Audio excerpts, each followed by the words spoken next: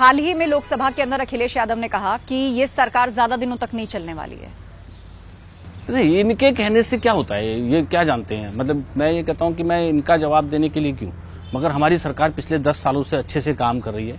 हमारी बॉन्डिंग अच्छी है। माननीय प्रधानमंत्री जिस प्रकार से काम कर रहे हैं और आगे भी हमारे 5 साल तक सरकार चल करके जो नए इतिहास, नए कीर्तिमान हमको बनाने हैं। प्रधानमंत्री जी ने जो सपना देखा है कि 2047 में भारत विकसित भारत के रूप में उभर के आएगा और विकसित भारत के रूप में उभर करके वो दिन रात मेहनत कर रहे हैं। इसलिए पिछले 10 साल में जो काम सरकार ने किए उसको और ताकत के साथ हम लोग करेंगे। अजय जी, आप तीसरी बार सांसद बने हैं और आपने लंबे वक्त तक संसद की कार्यवाही को देखा है, लेकिन इस बार हम देख रहे हैं कि जो विपक्ष के तेवर हैं वो काफी तल्ख हैं, हाई हैं। खुद प्रधानमंत्री को कहना पड़ा कि मुझे बोलने नहीं दिया जा रहा, बोलने में रुकावट डाली जा रही है, शोर शराबा हो रहा है। ये बहुत दुर्भाग्यवश है कि जिस प्रकार से विपक्ष को समझना भी चाहिए कि नए सांसदों से आप जिस प्रकार का सदन के अंदर कार्रवाई चाह रहे हो, इससे उनके क्षेत्र का विकास में भी प्रभावित, क्योंकि अपनी बातों को रखना, संसद एक ऐसा प्लेटफॉर्म है जहां पर आप अपने संसदीय क्षेत्र की भावनाओं को विभिन्न प्रकार के नियमों में रख सकते हैं।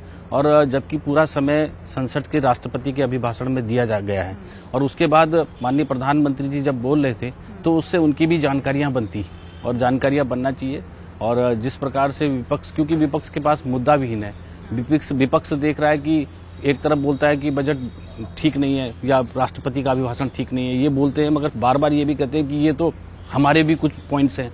अब जब ये एक प्रकार की खुद विपक्ष अभी तक हमारे मैनिफेस्टो को कॉपी पेस्ट कर दिया आपने, वो ऐसा कहते हैं, मगर मेरे समझ में तो एक बात ये नहीं आती और सारे देश के लोग इस बात को जानते हैं। एक तरफ तुम विरोध कर रहे हो और एक तरफ कह रहे हो कि हमारा मैनिफेस्टो अप्लाई कर रहे हो, क्या तरीका है? और उसके बाद आप सुनने को तैयार नहीं हो। टनकपुर बागेश्वर के बीच जो रेलवे लाइन है उसकी मांग लंबे समय से चल रही है और ये आपके संसदीय क्षेत्र में भी आता है, ये काम कब पूरा होगा? देखिए, मुझे प्रसन्नता है, पिछले 10 साल की कड़ी मेहनत के बाद मेरा लोकसभा क्षेत्र रेलवे कनेक्टिंग हुआ, तो इसलिए भोजीपुरा, पीलीभीत और टनकपुर को बड़ी लाइन देना मेरे संसदीय क्षेत्र के लिए अपने आप में एक बहुत महत्वपूर्ण है। बड़ी लाइन ही नहीं देना, हमारे पास आज 7 से 8 ट्रेनें हमारी चल रही है। थोड़े दिनों में हम वंदे भारत का भी, मेरा प्रयास है कि मैं वंदे भारत ट्रेन को भी टनकपुर से चलाऊंगा। और इसलिए टनकपुर तक पहले मेरा लोकसभा कनेक्टिंग ही नहीं था, आज मेरा लोकसभा क्षेत्र कनेक्टिंग हुआ है। और हमने पिछले बजट के टाइम में टनकपुर से लेकर के बागेश्वर तक की कनेक्टिंग के लिए और रामनगर से चकुटिया और चकुटिया से गैरसैंण तक के लिए हमने बजट का प्रोविजन सर्वे के लिए किया है और उस पर कार्रवाई चल रही है। उसकी सर्वे का काम पूरा होगा तो हमें आने वाले समय के अंदर इसका लाभ मिलेगा। उत्तराखंड में हमने देखा जो नेशनल हाईवेज हैं उनकी परिस्थिति तो बहुत अच्छी, बड़ी अच्छी कंडीशन में है, लेकिन जो स्टेट हाईवेज हैं उनकी परिस्थिति अच्छी नहीं है। इसे लेकर आपका क्या प्लान है, क्या बताना चाहेंगे? देखिए, उत्तराखंड की तो हमको मानना ही पड़ेगा कि भौगोलिक परिस्थिति थोड़ा सा भिन्न है। हमको